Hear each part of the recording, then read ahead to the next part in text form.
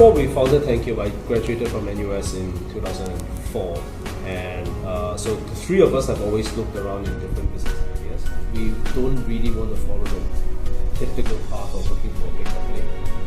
We see a lot of our seniors working for a lot of high-flying jobs or sometimes not high-flying jobs, but most of them are not that happy in their career. It's really quite simple. There's not really a lot to it. I was working, so when I graduated, I worked for a company for 4 months. I really like that company, I like the people there as well. But at the same time, I can extrapolate my life and say that, okay, if I was to continue doing this for the next 5 years, would I be happy? And I think the answer is clearly that I wanted to try something else.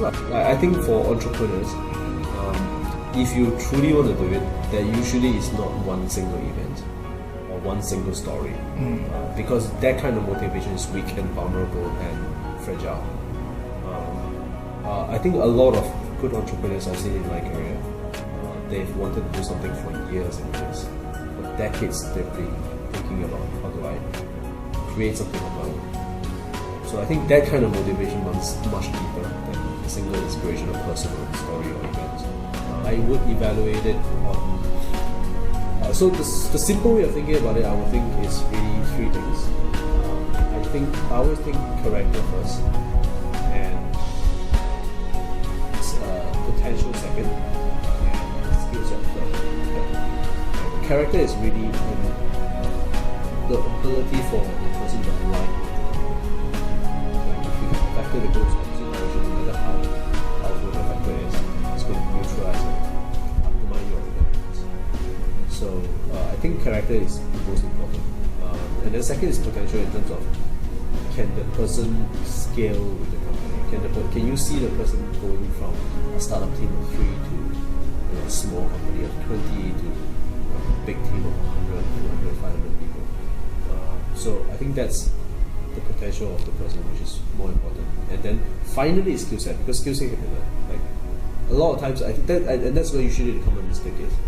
Like, you know, we need a designer in the company, or we need a developer in the company, so we find somebody with a skill set.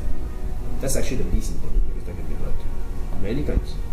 Then how do you There's at least 3 times that we actually run out of money. Not maybe run out of money, but actually run out of money. So, but then how do you overcome the obstacle? Beg, borrow, steal. So we beg, for example, one time we begged our employees to not take salary. And some of them actually didn't take salary for 3-4 months in one go. No, actually we are very fortunate that I think one of the strong points of us in Thank You was always the culture. So I think nobody left. They all managed to somehow find money, use their savings, or get it borrowed from somebody else, and stay with the company. None and no strategy. For most startups, that are innovative, so they're creating something new, I would say that ignore competitors completely. But in terms of strategy should be driven by customers.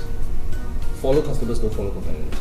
So that's one way, but it's very unreliable. Social media is extremely unreliable as a distribution channel. What we completely underestimated is that it took us 4 years to get it distributed by somebody like Singtel. So it took us 4 years to get Singtel to provide this service, and I think that's and even then they still took 60-70% of our revenue for just distributing it. Like, we made a product, but just because they're selling it and giving it to customers and collecting money for it, so they take 60-70% of the revenues for doing that. So this is very, very similar for a lot of things, whether it's, for example, you come up with a consumer electronic device. Most of your problem is in distribution channels. How do you get it to challenge it to get sold? So that's where the hard part is, not making the product.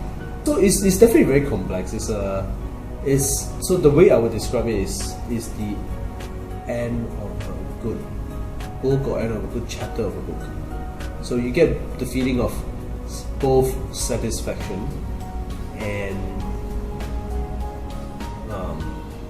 nostalgia. So you get both. No, I don't think any successful entrepreneur will consider themselves successful. No.